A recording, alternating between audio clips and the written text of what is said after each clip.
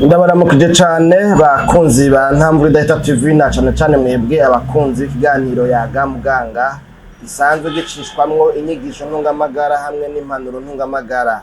Amagara meza, kugubwa neza, kuroranirwa mu byanyu no mu banyu nivyo ndabipfurije. Ndabaye ikaze muri kino kiganiro cacu aho twagomba tuganire muri rwa rukurikirane rwa bya biganiro tumaze n'iminsi tubashikiriza tubereka ukuntu hariho isano riri hagati y'indwara abantu bagwara, abantu turwara n'ingene amagara yo munda aba yifashe. Nani majambo ntidutumbereye hanini kwerekana ibyo cyangwa dutumbereye kwerekana yuko hamwe umuntu yo kwitaho cane akitwarika cane ivyo afungura byotuma agira amagara meza, novuga ngo impande zose, kuko murazi ko bavuga ngo amagara ntamerwa aramirwa.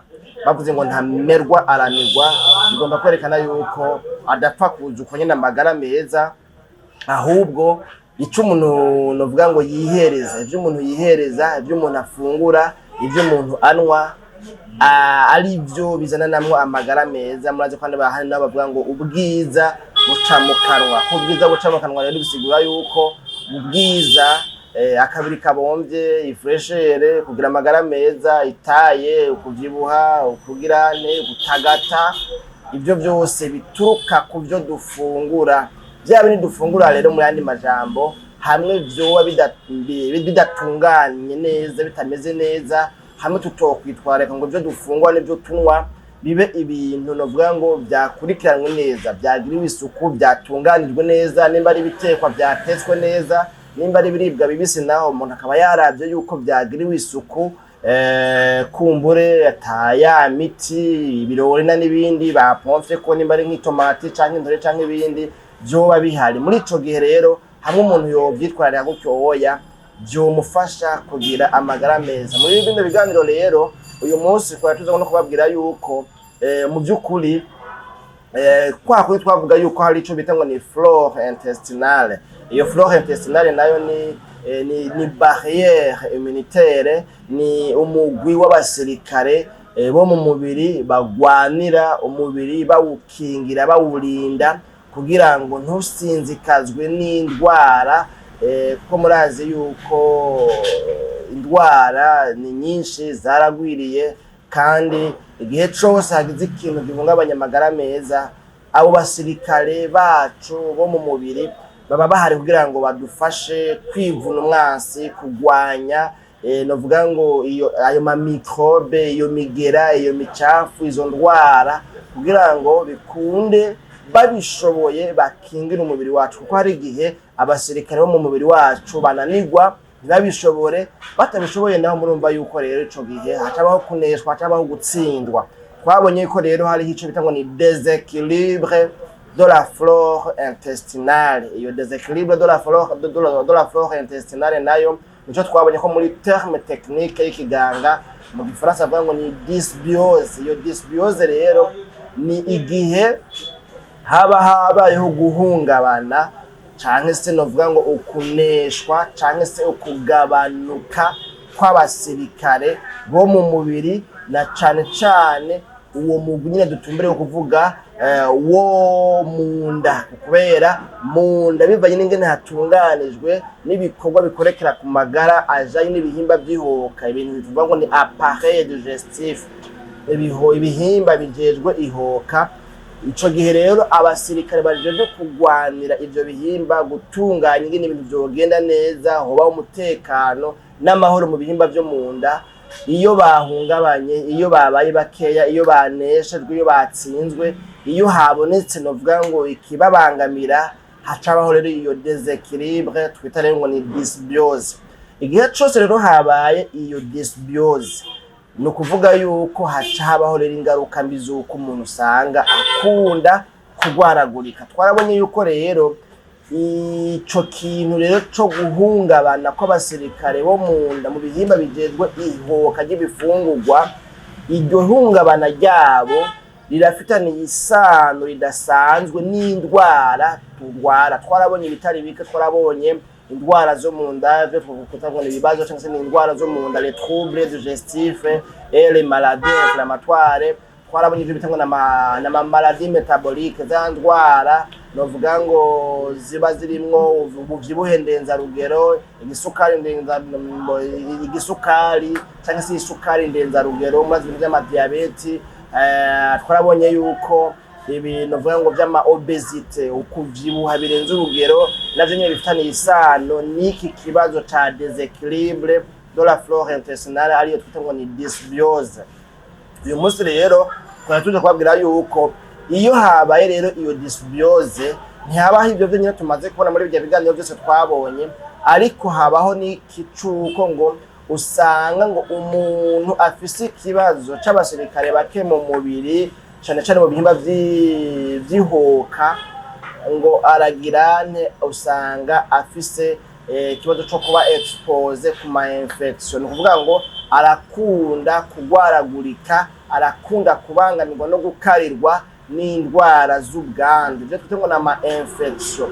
Indwara z'ubwandu indwara zituruka ku micafu kanaka cyangwa se umuntu yanduye imigera kanaka mu buryo ubu canke ubundi zirakarira umuntu afise ico kibazo ca flore intestinale, umuntu afise ico kibazo ca dysbiose, umuntu afise abasirikare bake mu nda, umuntu mu nda umutekano wiwe utifashe neza, aragirane arakarirwa cane no kwandura cyangwa se no gusinzikazwa n'izi ndwara zandukira ngo kandi na systeme immunitaire yiwe rero ngo n'abasirikare barwanira umubiri muri rusange no mu bindi bihimba byose bitandukanye hirya no hino ngo nabo nyene baca bahungabana, kuko twarabonye yuko iyo umuntu mu nda vyapararanganye no kuvuga yuko ibihimba byo mu nda biratakaza ubushobozi bwo gukora igikorwa bijejwe, gutyo bigaca bituma usanga nimba iki gihimba kijejwe guhingura isukari ku rugero rwiza,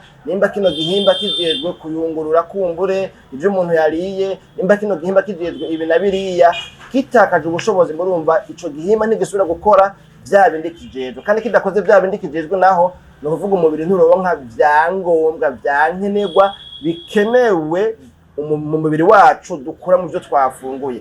Ibyo bitabonetse navyo murumva ko umubiri uco bamagoyage, kubera abo basirikare nyine bo mu mubiri nabo nyene barwira bakora neza bifata neza bivanye nuko umubiri nawe uri kubaronka byangombwa na byankenerwa bya byunyunyu na zangaburo zandema mubiri zafungwa ndema mubiri zafungwa ntanga ngufu zafungwa nsanganya ngaburo. Ibyo byose biraza bigafasha umubiri kugira kumererwa neza, kubaho neza, hanyuma bigaheza bikadufasha kugira novuga ngo kugira amagara meza. None rero nuko birumvikana neza yuko rero mu nda bipararanganye systeme immunitaire nayo nyene mu bundi buryo nayo nyene ipararangana, no kuvuga abasirikare muri rusangi bajeje kugwanira umubiri wacu ntibasubira gukora ku rugero rwiza, kubera yuko umubiri ntuburi kuraronka byangombwa byankenerwa biwufasha kwikingira no kudevelop no kugwiza abo basirikare bo mu mubiri kugira ngo bagire bakore neza igikorwa bajeje. Kandi uyu muntu mu nda vyamaze gupararangana ngo acakarirwa n'ama infection indwara z'ubwandu, aho usanga umuntu akarirwa no guma akaje kose kamwandukira kubera iki? Iyo umuntu abasirikare bagwanira umubiri bapararanganye bahungabanye bagabanutse mu mubiri, murumva yuko ubwirinzi bukingira novuga ngo aba basirikare bagwanira umubiri, murumva ko bataba bari kwizamu, bataba bari barakora akazi kabo bajejwe neza. Badakoze akazi kabo bajejwe neza naho murumva yuko wa mutekano wari kuba mu mubiri wacu kubwuko abasirikare bari kwizamu ntusubira kuhaba uhungabanye naho rero nivyo vy'ivyo usanga rero hagiye harabaho ugukarirwa n'ubugwaro bwari bwo bwose. Akagwara kariko kose ugasanga kaje arandukiwe grippe, hageze umuntu agwaye grippe baramukanya akaba yanduye, akanuko ugasanga ni magara ya forode, ni magara make, aragoyagirika, ni magoyagi, akunda kugwaragurika cyane. None rero bakunzi bayaga muganga, aha niho tugomba tugarukiza kino kiganiro cyacu, ariko mugabo icyo dutumbereye kuvuga hanini ni iki? Dutumbereye kuvuga yuko burya amagara meza umuntu agira arisunga ukuntu umuntu ibihimba byo munda bifise abasirikare bakwiye, hatariho déséquilibre de la flore intestinale, nakuvuga hatariho dysbiose. Iyo dysbiose nayo akenshi ikunda guterwa cyangwa se ikunda guturuka ku byo dufungura n'ibyo tunwa bibangamira amagara yacu. Ugasanga umuntu akunda kwamafungura ibintu novuga ngo byaraye bimeze nk'ibigashe, ugasanga iwe nta bigashe, nta bihoze, nta byaraye, byose arakubita. Ugasanga umuntu aravanga ibyo abonye byose araturitsa, ibigori arakubita, ibyumba atagakubita, ibya binyobwa by'amagaze byose agakwegera ko byose, ugasanga arabivanga byose. Iyo bigeze mu nda rero bigaca bibiragira ukamengo ni nk'umwambiro, ko murazi bijya bintu habarimo ibintu birimo no ngo amalevire, birimo ama produits chimiques. Bigeze mu nda rero igacumira nk'inkono iteretswe ku ziko ibiragira utoraba. Muri ico gihe murumva yuko impera n'imperuko uyu muntu naho yabona umenga afise indano vuga ngo ndunde, badavuga ngo inda ndundi n'inda nzungu. Inda nzungu ngo ntipfa kurya ibyo aribyo byose, ngo ariko inda ndundi ngo ibyo aribyo byose bayihereza. Ariko iyo nda naho yabaye imfura ikaba inda ndundi, haragera igihe bikanka kubera yuko habayeho kuyiremereza. None rero tuje turaraba neza ibyo dufungura ku neza y'amagara yacu, ibyo tunywa ku neza y'amagara yacu.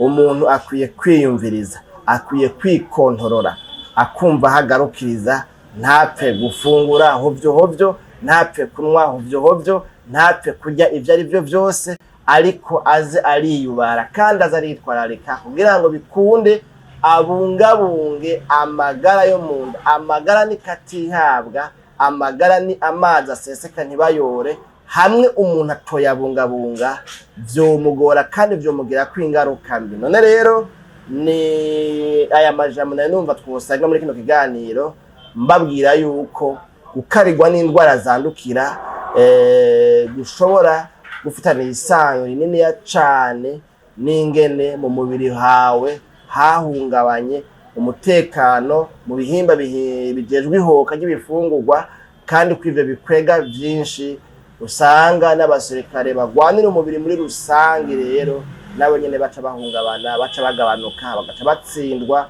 Gutyo rero usanga umuntu asigaye ari umuntu adafise novuga ngo systeme immunitaire iri forte imufasha kugira ne kwivuna umwasi ari we ndwara. Jewe Janvier Manirambona rero ntaramanye namwe muri kino kiganiro Yaga Muganga.